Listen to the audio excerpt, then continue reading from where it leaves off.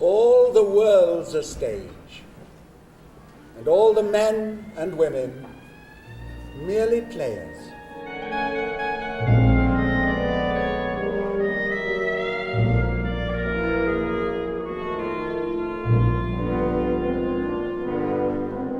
They have their exits and their entrances, and one man in his time plays many parts.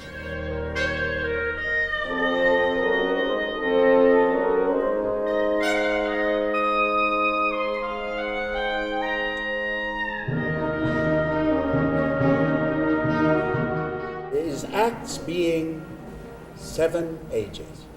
In 1864, there were two brothers in Dayton who owned breweries. That's how they made their money. The Turner brothers decided to build an opera house in Dayton, Ohio. It was started in 1864. They finished it in 1866. It was 6 stories high at the time.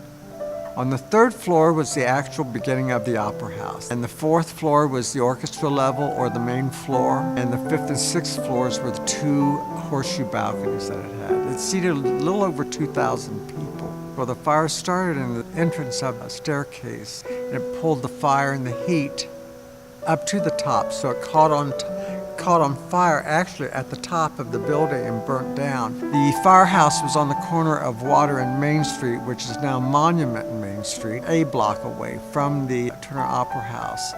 It took less than an hour for it to burn down. They ran out of water, and so they just stood back and watched the building burn. In 1913, we had the flood. There wasn't any structural damage done to the building. The water got up to row EE or F in the balcony, because the water would just rush in, had nowhere to go but up.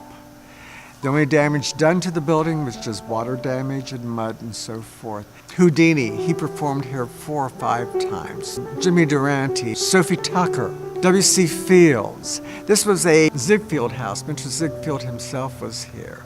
The Who's Who's book just goes on and on and on, because it was a circuit theater. Around 1953, this was a Disney house, first off, which you really had to have a clean nose to be a Disney house. I think everybody that was a native Daytonian had a memory of the Victory Theater, as we called it when we were little. For me, I grew up in the 60s, and it was a movie theater, and it showed Walt Disney films. So my mom and dad would drop my sister Connie and I off, and we would watch movies and eat a lot of candy and try to sneak up the steps to go into the opera boxes, although they were chained off. You weren't allowed to. You really couldn't even go up in the balcony. Well, I think the Victoria Theater itself means a lot to this community. I think that so many people's personal history is attached to this building. They dated here. They came as kids to watch movies. They've, seen all sorts of great shows here that they remember. So I think that there's a legacy of activity that people who have been here really reflect on. I also think that the whole struggle of saving the theater is important to this community, and a lot of people were personally involved in that effort. A lot of people brought their dimes down to, the Victoria on the corners, and people really contributed personally to making sure that the Victoria had a lasting place in this community. So I think that it has a very important place in the history of this region.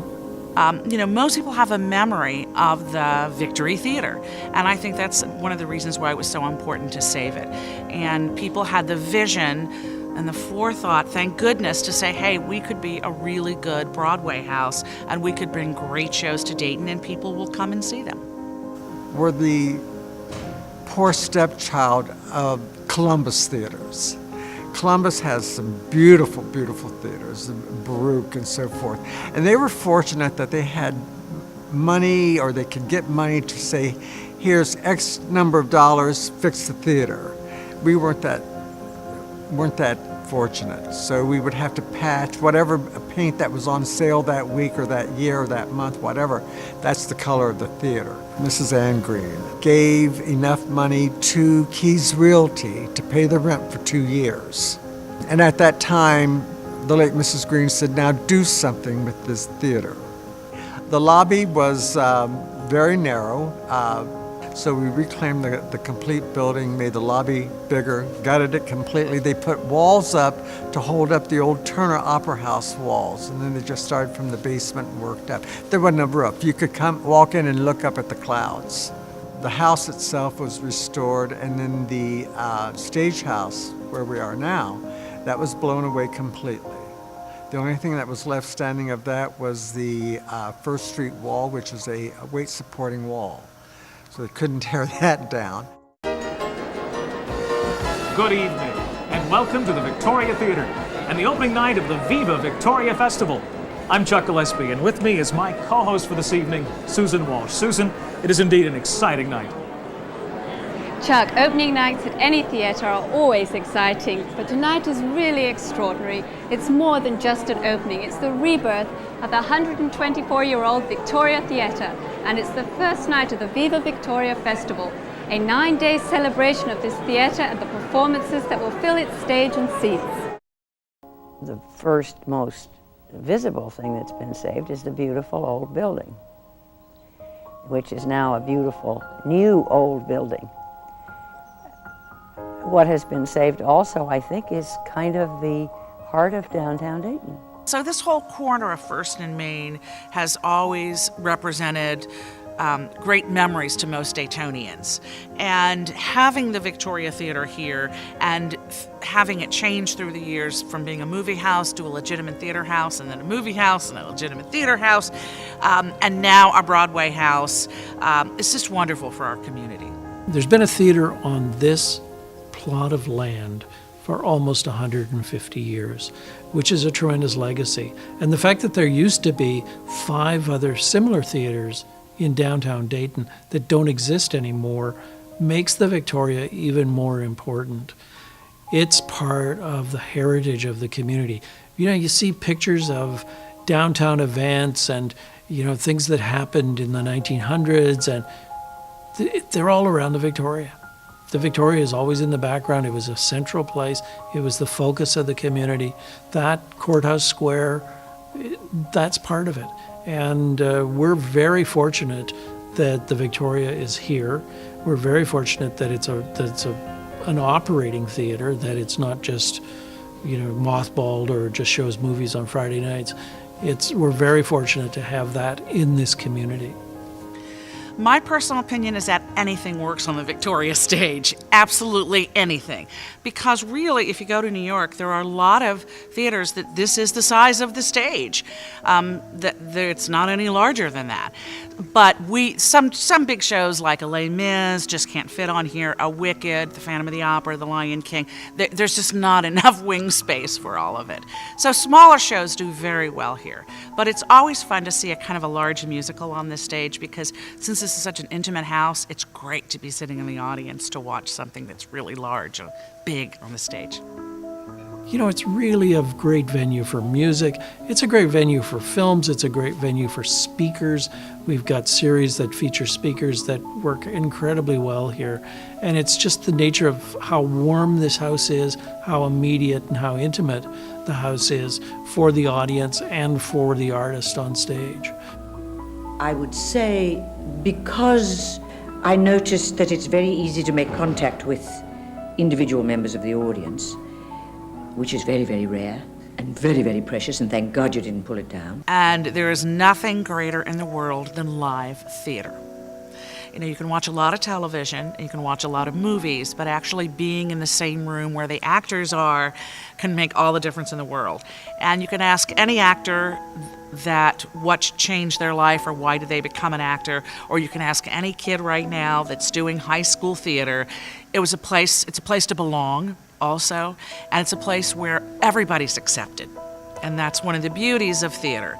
Not only do you create beautiful works, but it's a place where you don't feel, because you might be a little different, that you shouldn't be a part of it. It's all inclusive. And it's just marvelous to watch a live production. Well, I am forever indebted to the experiences that were available to me when I was growing up in Dayton. I went and saw my first play at the Dayton Playhouse, and it was Oliver. And there were, all of a sudden, there were the kids on stage, and it never occurred to me as a kid that theater could be something for all ages. It was always sort of this cerebral, dry, esoteric thing. You know, I don't know any kids that have ever been here who don't remember being here. When I talk to a lot of parents, and they remember coming here. So as when they were kids, it was a significant arts experience for them, even in their early lives. So we want to continue to do that. I think that's a really important part of what we do in this community is we teach, or we don't teach, but we expose kids to creativity. When people go out to the lobby, they're not anxious to get to their cars. They'll stand out there and talk. There's been times that we would have to say, okay, you have to go someplace, but you can't stay here. It's very inviting. It's the atmosphere, I think the decor, and definitely our volunteers. You probably don't want to hear that, but you're going to hear it anyway. We're inviting. We invite people in, and we don't think of them as patrons. They're friends of ours, or they're our guests. And I think that does make a difference. You know, the thing about coming to the Victoria is that it's so rich in history. And there's so many people who have come to this theater and had life-changing moments, which happens every time you see a show. So I think that what we would like to see continue here is introducing young people to the arts. I think that's a very important part of our mandate. We want to make sure that people are having great entertainment experiences here, and really are understanding that coming downtown is part of being a Daytonian or a member of the Miami Valley region, and it's about celebrating the kind of quality of life we have here. So come down to the Victoria and, you know, see a world-class artist in an intimate environment and make some memories. That's really what we're all about, is making some memories. It's a jewel. It really is, and people are not aware of it. But I think that would be, if anything, just so people know what they have and can enjoy it.